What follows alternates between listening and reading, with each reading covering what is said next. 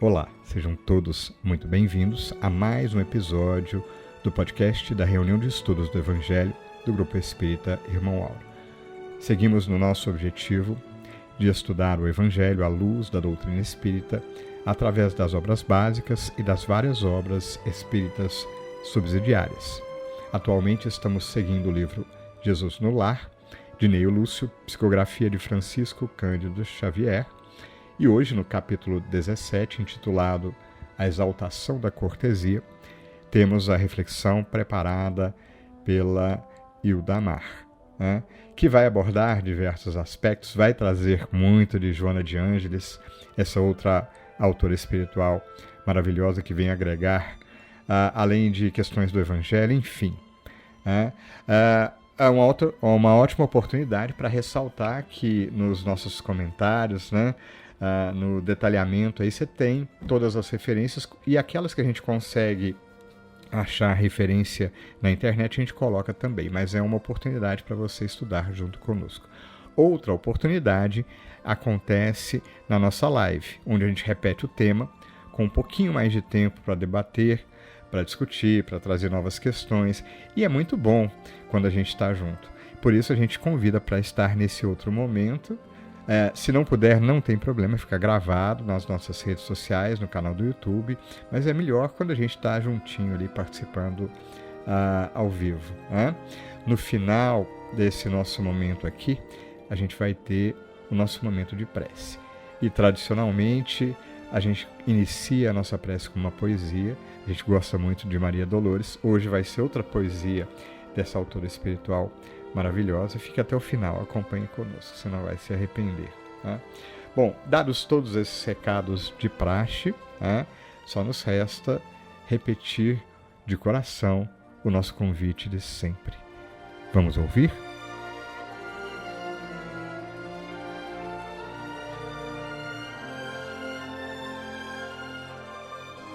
Bom dia, boa tarde, boa noite. Sejam todos muito bem-vindos ao nosso podcast do Estudo do Evangelho. Hoje tendo como base o capítulo 17, intitulado A Exaltação da Cortesia, do livro Jesus no Lar, de Neio Lúcio, psicografia de Divaldo Pereira Franco. Para entender o contexto dessa lindíssima lição, vou fazer aqui a leitura integral da narrativa de Neio Lúcio.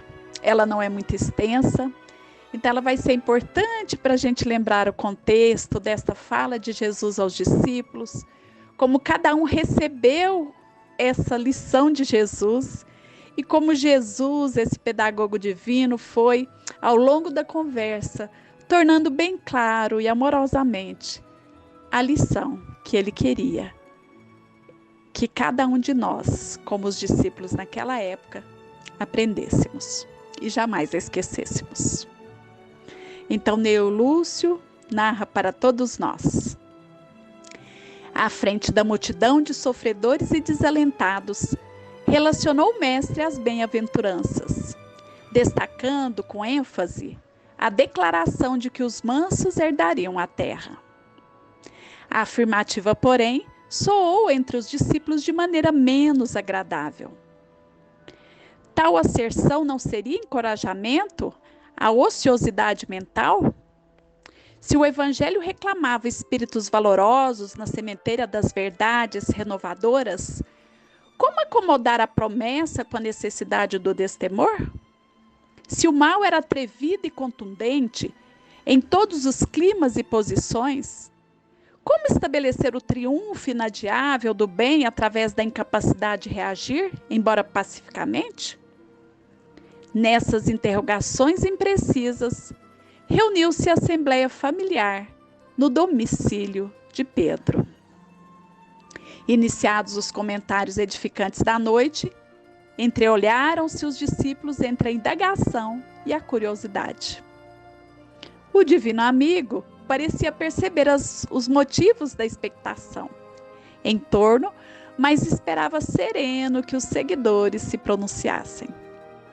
Foi então que Judas, rompendo o véu de respeito que aureolava a presença do mestre, inquiriu loquaz: Senhor, por que atribuíste aos mansos a posse final da terra? Os corações acovardados gozarão de semelhante bênção?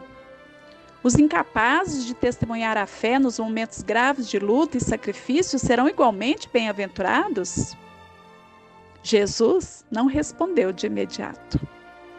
Vagueou o olhar através dos circunstantes, como a pedir-lhes a exposição de quaisquer dúvidas que lhes povoassem a alma. Pedro cobrou ânimo e perguntou: Sim, mestre, se um malfeitor visitar minha casa, não devo recordar-lhe os imperativos do acatamento recíproco? Entregar-me-ei sem qualquer demonstração fraternal aos seus delituosos caprichos, a pretexto de guardar a mansidão a que te referiste?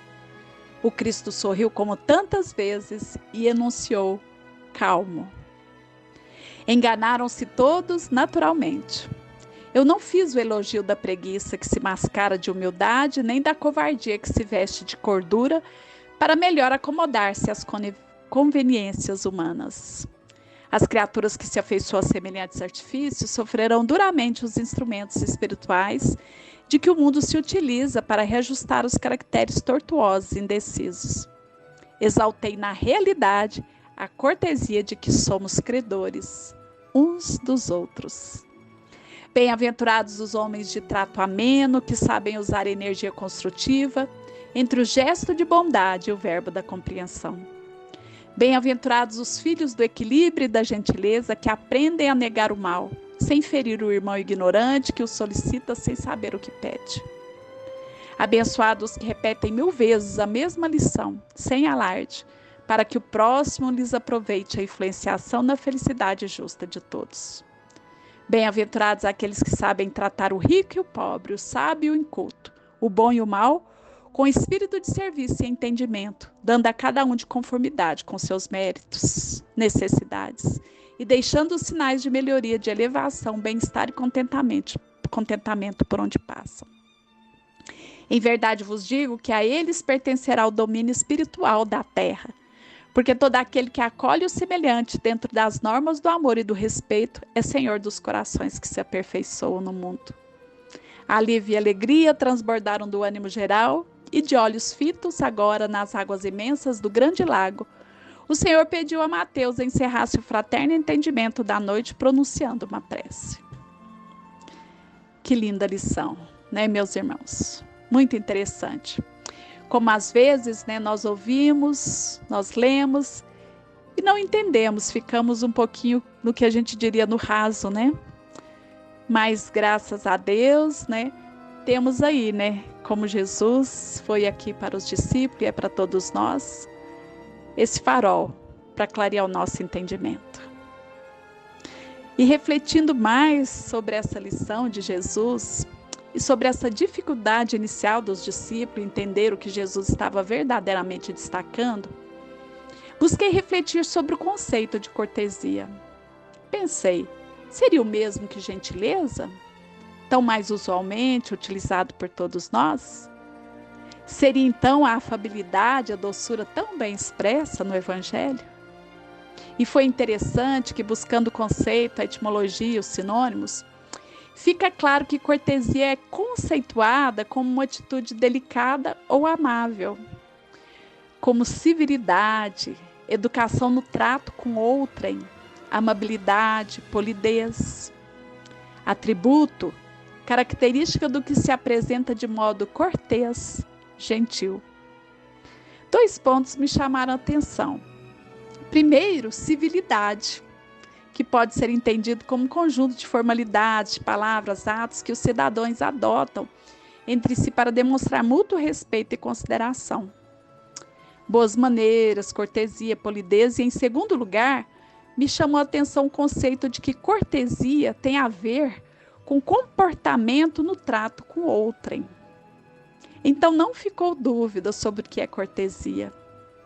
E se tivesse ficado, seria o bastante recorrer ao Evangelho segundo o Espiritismo, em seu capítulo 11, amar ao próximo como a si mesmo. E aqui eu destaco o item 4, o mandamento maior. Aqui o nosso conceito de que é cortesia. Amar o próximo como a si mesmo, fazer pelos outros o que quereríamos que os outros fizessem por nós. Na verdade, mais uma tradução de Jesus, para que entendêssemos profundamente o que é cortesia. E Kardec destaca nesse item que amar o próximo como a si mesmo, fazer pelos outros o que quereríamos que os outros fizessem por nós, é a expressão mais completa da caridade, porque resume todos os deveres do homem para com o próximo. Não podemos encontrar guia mais seguro a tal respeito que tomar para padrão do que devemos fazer aos outros, aquilo que para nós desejamos. Kardec destaca ainda: com que direito exigiríamos dos nossos semelhantes melhor proceder? Mais indulgência, mais benevolência e devotamento para conosco do que o temos para com eles? A prática dessas máximas tende à destruição do egoísmo. Quando as adotarem para a regra de conduta e para a base de suas instituições, os homens compreenderão a verdadeira fraternidade e farão que entre eles reine a paz e a justiça. Não mais haverá ódios, nem dissenções, mas tão somente união, concórdia, benevolência mútua. Que lindo, né? É esse o nosso objetivo de vida, é esse o nosso objetivo como espíritos eternos. E lembrei aqui, né, de uma frase que vi nas mídias sociais tempos atrás. Não tinha o autor. E eu já tive, inclusive, a oportunidade de falar dessa frase em um estudo anterior. A frase dizia o seguinte: um pequeno gesto de gentileza, então um pequeno gesto de cortesia, poderíamos traduzir aqui, é uma manifestação, um ato, uma declaração de amor. E acredito que é isso mesmo. E essa é a lição de Jesus aos seus discípulos nessa exaltação da cortesia.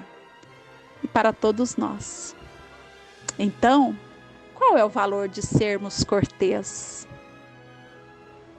Respeito, cordialidade, gentileza, empatia estão relacionados a valores indispensáveis para uma sociedade próspera, fraterna e harmoniosa. A cordialidade representa inclusive uma forma de acolhimento. E acolhimento e respeito, né, devemos lembrar, são necessidades urgentes nos dias de hoje, frente à onda de egoísmo ainda imperante.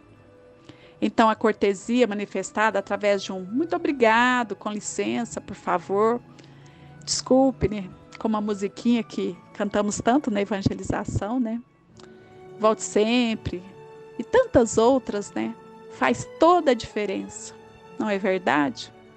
O uso das palavras de cortesia, além de revelar atitudes gentis por parte de quem as profere, abre portas com mais facilidade.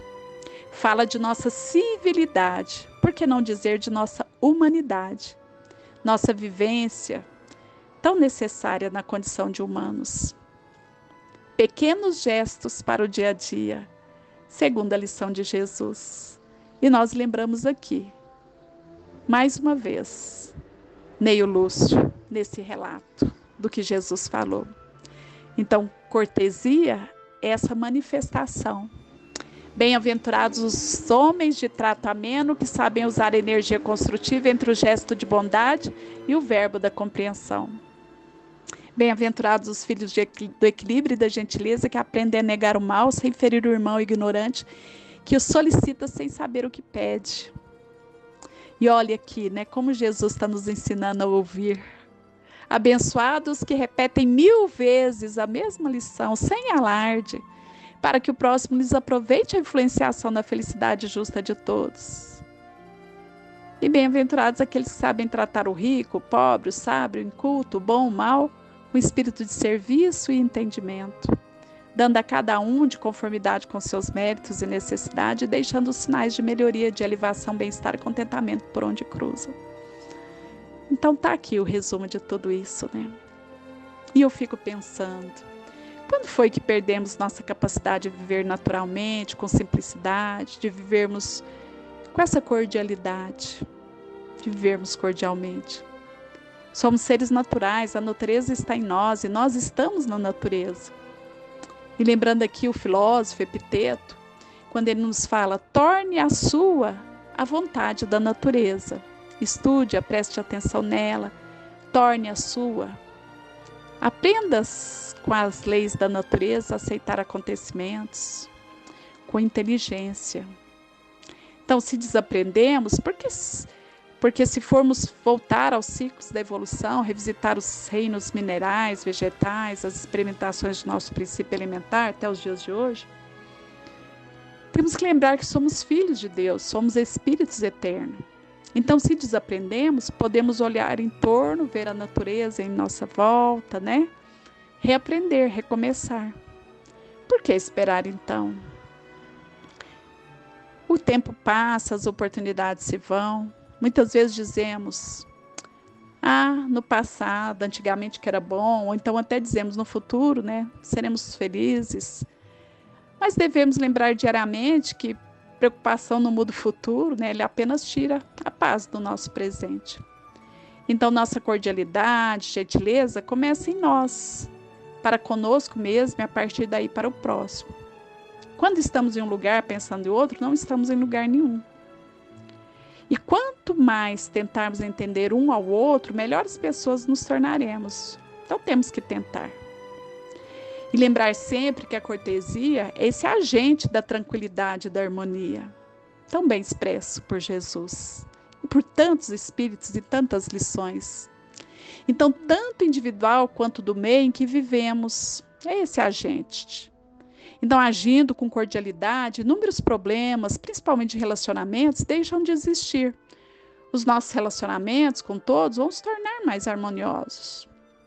O espírita, mais do que qualquer outra pessoa, isso a espiritualidade sempre nos lembra, deve ser cortês, gentil em todas as ocasiões e circunstâncias, particularmente nos dias atuais, quando tantos obstáculos se apresentam ao entendimento e harmonia do ambiente em que vivemos. Além do respeito, que devemos a todos indistintamente, aprendemos que a cordialidade deve ser demonstrada em qualquer lugar. Ser cortês, gentil, enfim, é ser amável. É ceder procurando evitar conflitos com o semelhante, oferecer ao próximo tudo aquilo que de melhor vai em nosso íntimo. E devemos lembrar que, principalmente nos dias atuais, nesse período de transição, torna ainda mais necessária essa prática da gentileza. Então, em todos os lugares, no nosso trabalho, na rua, na escola, no lar. Então, a cordialidade, a gentileza, ela deve ser essa prática, né? E é um caminho, né? Para renovarmos o nosso ânimo, a nossa esperança, sempre em dias melhores. E aqui lembramos ainda a fala de Lázaro em o Evangelho segundo o Espiritismo, no capítulo 9, bem-aventurados os que são dóceis e pacíficos. O item 6, que fala da afabilidade e a doçura. A benevolência para com os semelhantes, fruto do amor ao próximo, produz a afabilidade e a doçura, que lhes são as formas de manifestar-se. Entretanto, nem sempre há que fiar nas aparências. A educação e a frequentação do mundo podem dar ao homem o verniz dessas qualidades. E nas palavras de Joana de Ângelo, nos livros Momentos de Felicidade, na lição Janelas da Alma, ela nos fala, coloca nas tuas janelas o amor, a bondade, a compaixão, a ternura, a fim de acompanhares o mundo e o seu séquito de ocorrências. O amor te facultará ampliar o círculo de afetividade, abençoando os teus amigos com cortesia, os estímulos encorajadores e a tranquilidade. E ainda numa lição que chama Amizades e Afeições, ela acrescenta: a amizade sem o sustento da cortesia e da gentileza se estiola. Se desejas preservar teus amigos, não creais consegui-lo mediante um curso de etiqueta ou de boas maneiras, com que muitas vezes a aparência estudada, artificial, substitui ou esconde os sentimentos reais. Os impositivos evangélicos que te apliques ser-te-ão admiráveis técnicas de autenticidade, que funcionam como recurso valioso para a sustentação do bem em qualquer lugar, em toda situação, com qualquer pessoa. A afabilidade, a doçura, A gentileza de alguém, aparentemente destituído de simpatia, constitui propiciar a presença de amigos, retê-los e torná-los afetos puros para sempre. E nas palavras de Emmanuel, encerramos, lembrando aqui o livro Escrínio de Luz. Emmanuel destaca, lembrando aqui as próprias palavras de Jesus. A cortesia é o primeiro passo da caridade. A gentileza é o princípio do amor. Por isso Jesus proclamou a felicidade dos mansos do coração. Ninguém precisa, pois, aguardar o futuro a fim de possuir a terra. É possível orientá-la hoje mesmo, detendo-lhe os favores e talentos entre os nossos semelhantes, cultuando a bondade fraternal. E Jesus disse: exaltei na realidade a cortesia de que somos credores uns dos outros. Que assim possa ser sempre. E em nosso momento de oração de hoje, trazemos a poesia de Maria Dolores intitulada Presença de Jesus. Afirmas muita vez, alma querida, em fervorosa prece: quero, Jesus, servir e cooperar contigo. Ah, Senhor, se eu pudesse. Depois, declaras-te sem forças. Pensa, entretanto, nisto.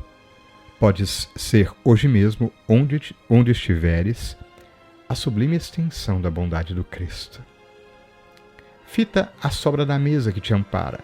Utilizando um pão, simples embora, consegues replantar as flores da alegria na penúria de quem chora. Considera o montão de bens que atiras longe, sem sentir, sem pensar, inconsequentemente. Descobrirás nas mãos o privilégio de estender reconforto a muita gente. Lembra a moeda tida por singela, escorada na fé que te bendiz, transforma-se na xícara de leite que socorre e refaz a criança infeliz. Detente nos minutos disponíveis. Ao teu devotamento se farão a visita, a bondade, o carinho e o consolo para o enfermo largado à solidão. Trazes contigo os dotes da brandura. Ante os golpes do ódio explosivo e violento, guardas a faculdade de extinguir o fogo da revolta e o fel do sofrimento. Observa o tesouro da palavra. Se envolvida de paz, a tua frase alcança todo aquele que cai na sombra da tristeza para erguer-se de novo ao toque da esperança.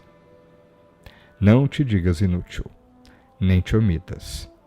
A trabalhar, servir, amparar, recompor, serás, alma querida, em qualquer parte, a presença de Cristo em teu gesto de amor.